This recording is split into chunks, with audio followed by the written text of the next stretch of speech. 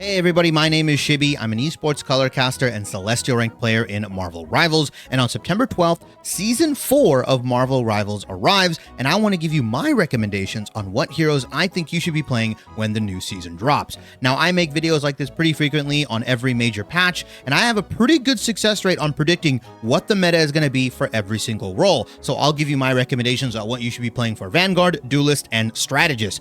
But I don't want to keep you any longer, so let's just get into it. We'll start off with the Vanguards, and unfortunately, like many other seasons, I'm just going to have to say it, Magneto and Emma are still probably two of the best tanks in the game. I think Magneto moves up to the 1A slot. I think for a while now, it was Emma and Magneto 1A, 1B, but I think with the Emma nerfs, the slight Emma nerfs, Magneto just kind of moves up into that 1A slot very slightly. If not, they're just equal, right? Because Magneto virtually got no changes.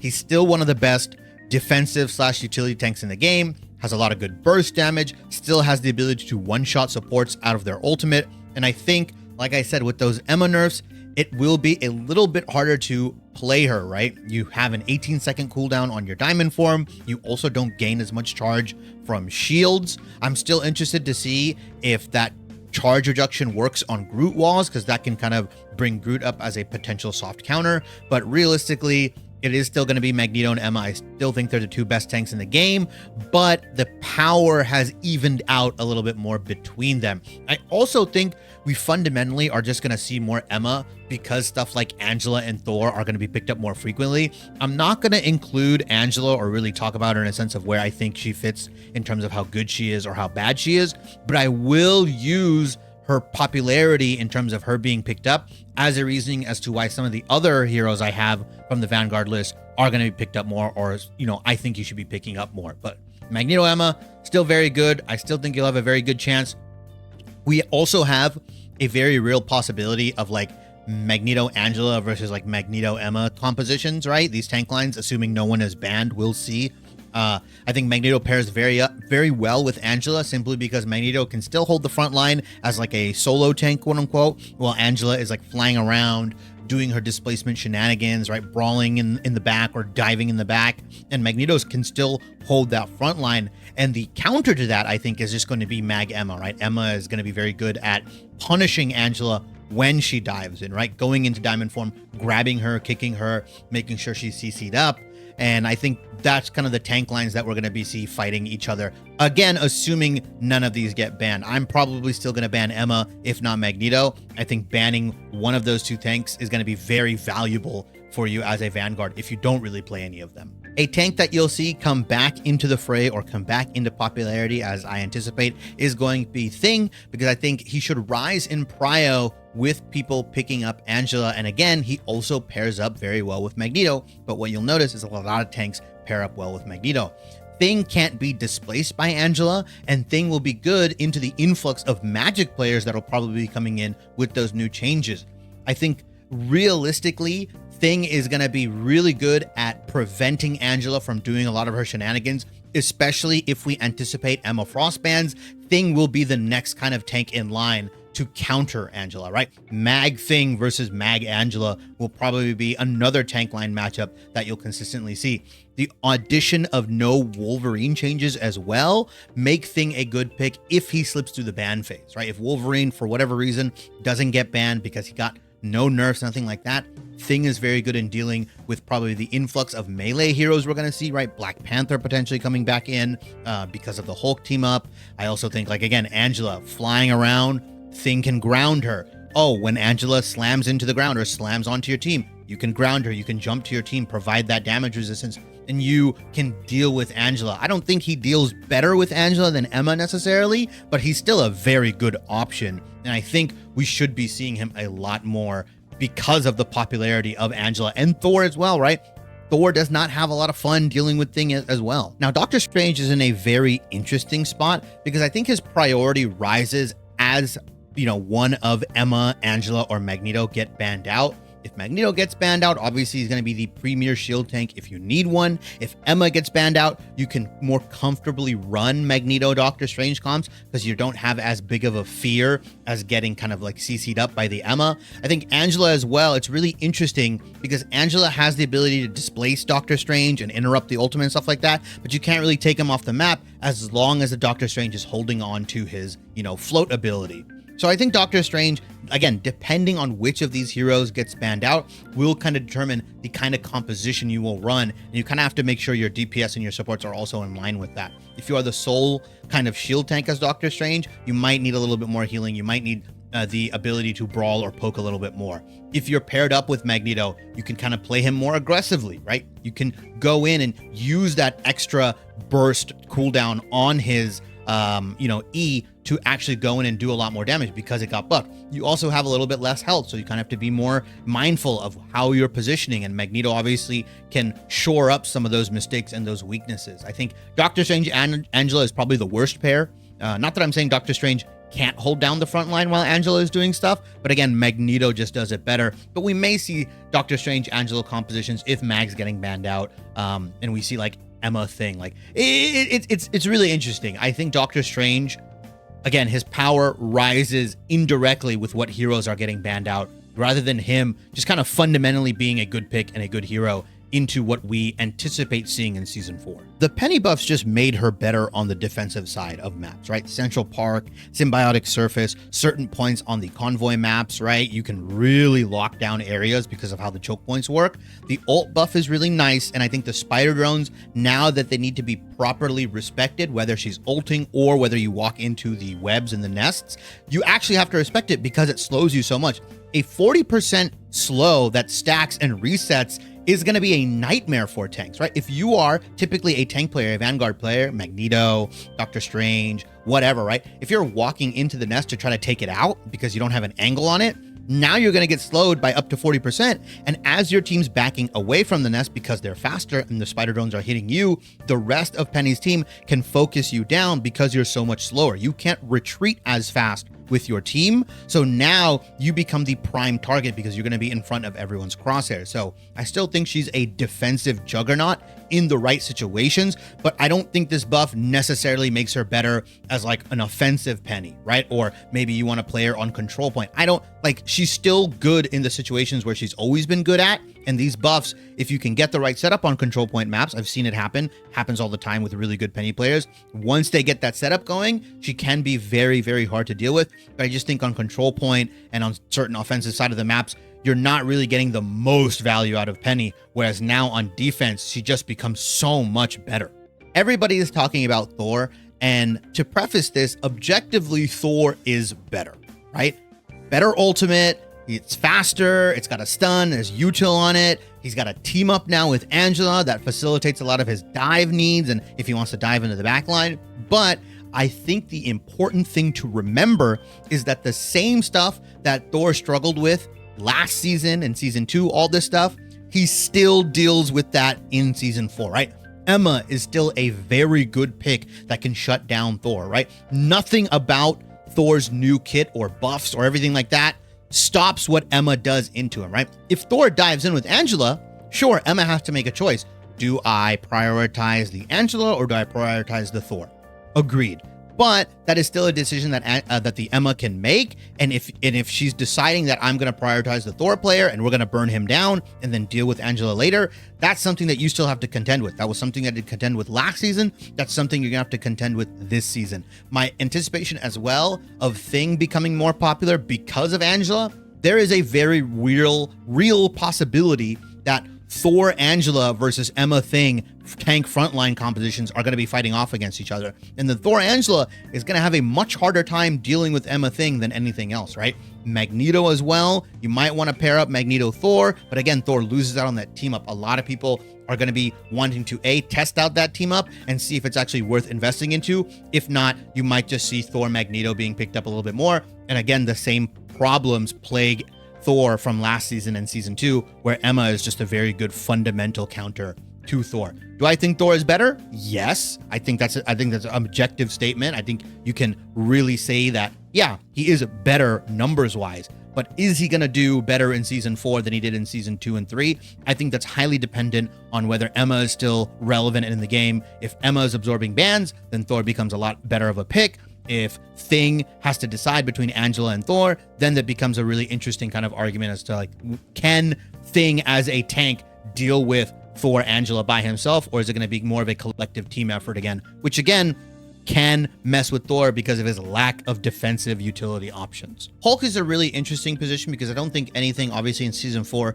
directly changed Hulk's strength within the meta, but people are going to ban him because they don't want to deal with the BP team up. I think most likely it's going to be the other way around though, where people don't want to deal with the BP in general, so they're just going to ban the BP. But Hulk is another one of those heroes where the same problems that kind of plagued him in like season 3 and season 2 with Emma are still going to be plaguing him now, right? And with Thing again rising in a little bit more popularity, Hulk obviously doesn't love playing against a Thing, right? He has the ability to maneuver around and deal with a lot of the CC kind of chain and the locking down and stuff like that, but it's not ideal for him. He will still be a good response with Namor, right? Namor Hulk team up will always be valuable, and I think it's going to be even more valuable in season 4 because of the influx of, like I said, Magik players coming in, Angela Thor team up coming in. But from my understanding, talking to other Hulk players and just kind of looking at, you know, Angela's kit, if it is just like Angela directly into Hulk and there's no team up or anything like that, I feel like it's a very Angela favored matchup and just kind of really messes him up. I don't think Hulk has the best tools to deal with the Angela displacement, right? To deal with the brawling style of Angela, who can just kind of beat him to a pulp as she gains extra health or bonus health while she's fighting you. But again, Hulk Namor feels like it's really good into Angela Thor. You know, I assume it's going to be pretty good into Angela Thor, as the Angela Thor team up is less focused on fighting in the front line, and it's going to be a lot more focused, at least initially, on going and diving that back line, which is obviously what Namor excels in, right? Dealing with backline threats, dealing with dive threats. So I think it's a good thing if you want to pick up Hulk, because I don't necessarily believe that he's going to be the one that's going to be banned. It's going to be the Black Panther. And with stuff like Angela, Emma, Thor coming back in, like, I don't think a lot of people are going to think about Hulk unless they very much intentionally want to play full dive compositions. And in that case, the Hulk's going to get target banned out. Before we get into duelists, I just want to say a special thank you to everyone that's shown me so much love on my recent videos, as well as we are so close to hitting that 300 subscriber goal. So again, if you like the video, please like, comment, subscribe, and do all that jazz. I have been really motivated to keep making videos like this. I love all the discussion that happens in all my videos. I love going through the comments and replying to stuff. I really just love seeing my community and the greater community of Marvel Rivals interact and show a lot of love to this. So I really appreciate it. But let's get into duelists. When it comes to the duelists, I think Human Torch and Phoenix are still going to be some of the best in slot for season 4. These two heroes got 0 changes coming into the new season and were 2 of the best DPS last season. Angela does not counter Human Torch in my mind, nor does she really counter any flyers. I think she's much more of a, what people have assumed is more of like a dive/brawl kind of tank, depending on where she lands, whether it's the back line or whether she wants to brawl on the front line. And I think hit scan heroes will be necessary because we will see Angela plus other flyers running around in Marvel Rivals in those compositions, right? I think it's going to be very popular to run something like Angela Human Torch Ultron of something of that nature, or like Angela Storm Ultron, all that weird stuff. Phoenix also gets a bump because we will see more Magneto because of the Emma nerfs in my mind, and the Mag plus Phoenix ult combo is still insanely good. So I would recommend, if you have a duo as a tank or you have a Phoenix player, you combo with them on the Magneto Phoenix. Essentially how it works is that the Phoenix will go up and you will ult as Magneto and absorb all the bullets and everything that'll be used to shoot down the Phoenix ultimate. When the Phoenix lands, she'll break all shields, she'll break all overshield, and then you throw your Magneto ultimate onto whoever you're targeting. So it's pretty much a guaranteed one shot as long as you can get both of those ultimates off, the Phoenix one before the Magneto one. Wolverine also got 0 changes coming into season 4. And although we've been seeing less of him overall, like I have just been seeing him less even though he's open, the potential rise of Thor Angela comps will make Wolverine an actual valid counter or answer to both of these heroes. You will have to play him a little bit differently. You won't be fishing for, kidnaps on the front line. You'd rather play Wolverine as kind of like a peel-centric, maybe backline hero, where the moment Thor uses the team up or the moment, Angela flies into your backline, you scoop her out and then you just kill them because you have the best tank shredding ability in the game. It's unmatched. And because I think we're going to see more Phoenix, the team up is still pretty solid. So I expect Wolverine as an answer to Thor and Angela, if he's not still getting banned. He still has a relatively high ban rate, but again, like I said, I haven't been seeing him as much even when he's open. Namor is an interesting topic because, like I said, his viability really hinges on the Namor Hulk team up, right? Still has incredible value, should be useful into Angela and Thor.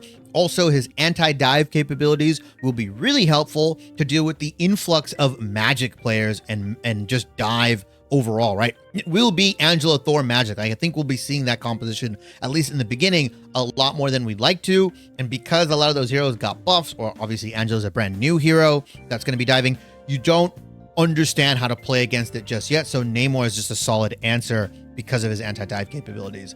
Other than that, I think Namor by himself, he is just fundamentally weaker. I think the Gamma team up is just too good. The third squid is necessary, especially in dealing with everything, as well as his ability to limit movement with his ultimate is actually really impactful because you can't dash out, you can't run away, you have to actually walk out of that ultimate, which can be really, damaging to stuff like Magik and Thor and Angela, who are going to be trying to leverage their mobility and leverage their movement to get out of sticky situations. The hero that got a buff that I don't even think needed one, but I think we'll be seeing a lot of still, is going to be Winter Soldier. He received another anti-dive buff as well as like a pick potential buff as well, with his Trooper's Fist now preventing movement abilities for 1 second after it lands. That's insane, right? I think he should be a premier pick into Angela, Thor, Magik, same like Namor, as well as he's just better at picking off into single shield compositions, right? The ability to now grab somebody and then hit them, right? The combo is you pull into the Trooper's Fist. The fact that they can't now move out of the way, they can't jump, like Doctor Strange can't jump immediately. Venom can't use his swing ability immediately. Any of the movement heroes that you can think of that usually would be able to get out of that combo instantly, they now have to wait an extra second. And in Marvel Rivals, an extra second is so important because that's an extra cent of damage that can get dumped into you and you might just die. So I think Winter Soldier, I think he's just going to be picked regardless. He doesn't even necessarily have to be picked into anti-dive for anti-dive. He can just be picked in any sort of situation. I think double shield is the only situation where you're going to have a much tougher time playing Winter Soldier. But every other comp in the game, if it's like Magneto plus Thing or Magneto plus Angela, or as long as it's like a single shield composition, I think you're A-okay in picking Winter Soldier. I actually think Winter Soldier most of the time will not be a bad pick. The Scarlet Witch buffs are nice, but don't actually move the needle too much for the overall player base in terms of playing her. I think she's still a niche hero. She actually received a major nerf with the Doctor Strange team up now doing 50% less damage. It went from like 12 to 6. And although the buffs are nice and they're cool and some are kind of hilarious with the 9,999 damage, the buffs, in my opinion, actually only make the already really good Scarlet Witch players better. But personally, I don't think it's worth the investment to learn unless you are really dedicated in picking her up in almost every single situation. And I think the Doctor Strange team up and the Doctor Strange kind of as your tank is somewhat necessary, not just because of the team up, but because of the portal ultimate plays you can do. And the fact that now the ultimate does 9,999 damage, you want to be able to put that ultimate in the best situation possible. And that typically has been using it before the portal and then walking in with it and killing everybody. From my understanding and like looking at Magik players and talking to Magik players, I think the changes are kind of a power neutral shift is like a term I like to use. She did lose 15% damage just outright on everything. And she did get some, I would say, compensation changes or power neutral changes. The breakpoints on her are going to be different damage-wise, but her ability to brawl and in my opinion, stick in the pocket a little bit more has just been buffed fundamentally, right? Because you get the cooldown reduction and because you get access to, in theory, more iframes as long as you land specific abilities, because it reduces the cooldown of your jump or your dash, or however you want to call it. I think that Magic players that already play Magic and are very good at Magic will just adapt and change their play style, but I don't think you can now magically pick up Magic and start like stomping people on it, right? It's not like the Human Torch changes where when he got buffed, you kind of immediately felt the changes, right? The damage, the kill thresholds, all that kind of stuff. It's not like you can just kind of pick him up and start dominating once you get used to it. The changes are going to force Magic players to play a little bit differently. It's going to make her more annoying, I think. Like I said, the good Magic players will be able to abuse the cooldown reduction. They'll be able to abuse the iframes more consistently. And they'll just be able to be more of a menace in like frontline brawl style compositions, right? Like I could see a world where like Mr. Fantastic Thing and Magic compositions come in and they just like shit on your front line completely. Like they could just roll you because you don't really know how to deal with it. I don't know if dive Magic is going to be as good, like lurking around the corner and waiting for the charge up. I'm sure it's still going to be fine if you can catch a support by themselves. I'm sure it's still going to be really good, but you do have that kind of play style shift. And that's kind of what the changes scream to me. You can't just pick her up and become OP with her. You do have to put the time in, and you do have to, I think, learn a different style of Magic. And that style might lend itself better to other players that like to play more Brawl.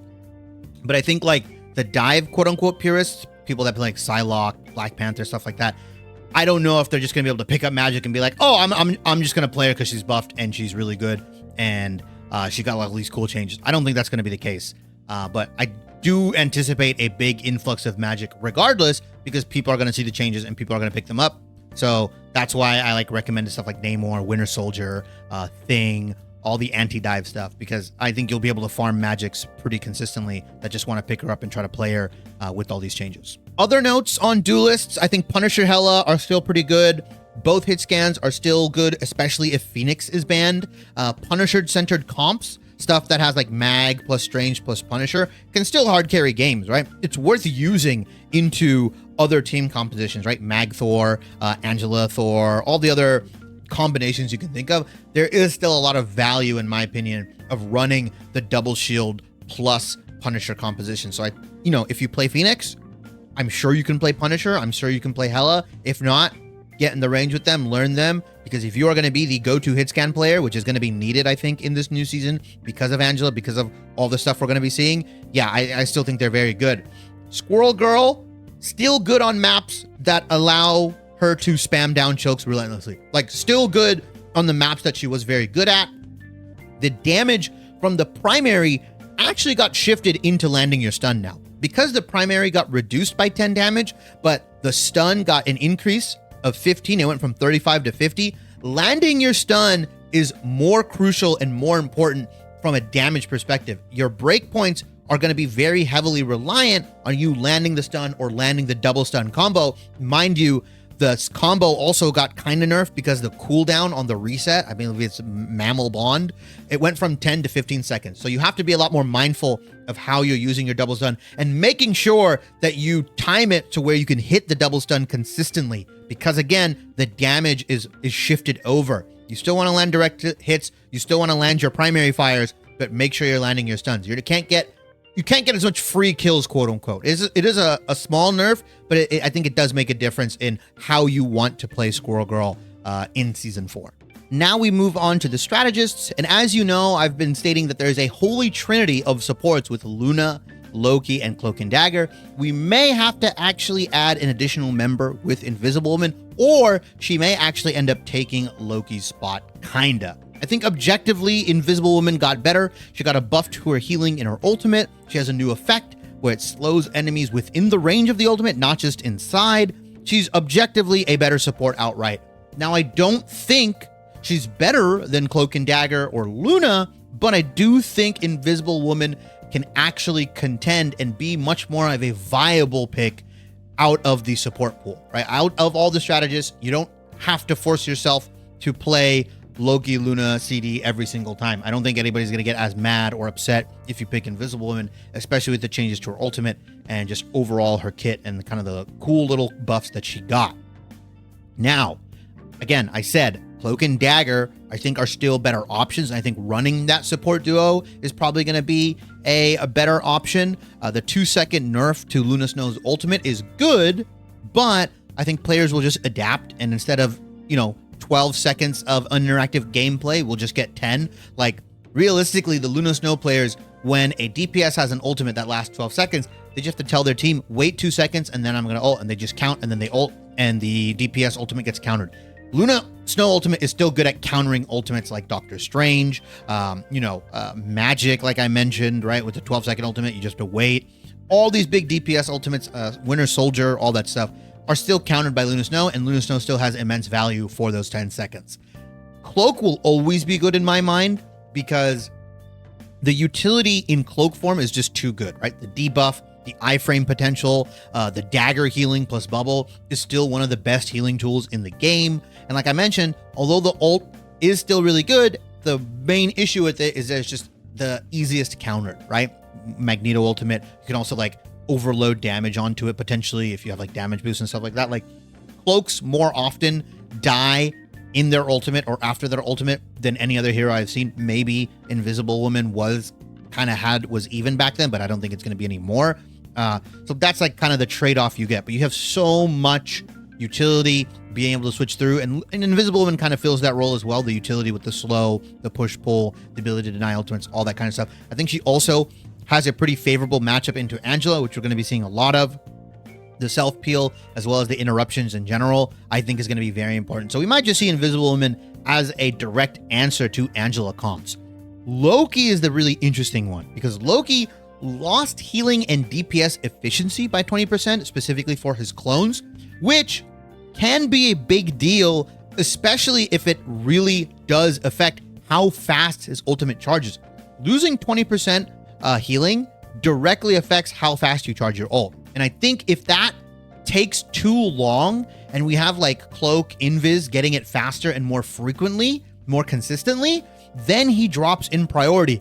Lamps are still a high value ability. Lamps are probably the single best ability in the game. When used correctly, it can completely shut down ultimates on its own. Multiple times I've seen Lamps shut down Magneto ultimate, Winter Soldier, like all this stuff, right? Star-Lord. Lamps are OP. Lamps are fundamentally so good. Copy is still valuable despite like the weird nerfs they gave it where the duration is less, and after you use the ultimate, you don't stay in the copied form that longer. But intrinsically speaking, 20 seconds of Luna ult is better than 18 seconds of Cloak plus Luna or Luna plus Invis. The other interesting hero that I want to mention in the support pool is going to be Jeff the Land Shark. And I think the changes to Jeff actually make him a lot more viable in 2 support compositions specifically. So if you guys don't know what the change is, essentially he now leaves a healing pool from where he starts his ultimate. And the big thing about Jeff and the big drawback about Jeff and why people would get so mad when you pick him is that when Jeff originally used to ult, you would lose out on healing and essentially another support, right? That's why when you saw Jeff played at the highest levels, pro play and stuff like that, he's always played in a 3 support composition. So you don't lose that healing efficiency when Jeff opts in for those ultimates and goes for those really big eats, right? Because you leave your team in a 1 healer situation when you play him in those 2 support compositions. Now that he has the ability to heal his team while he's ulting, his team can still play and fight on point, right? Whether it's control point, whether you're defending, or whether you're on the attack, right? Now that he leaves that pool of healing for his team, he can go and not worry about his team losing a healer, and essentially your Luna, your Invis, whoever you're paired up with, has that extra healing from that ultimate. So I think Jeff is going to be a lot more viable in 2 support compositions.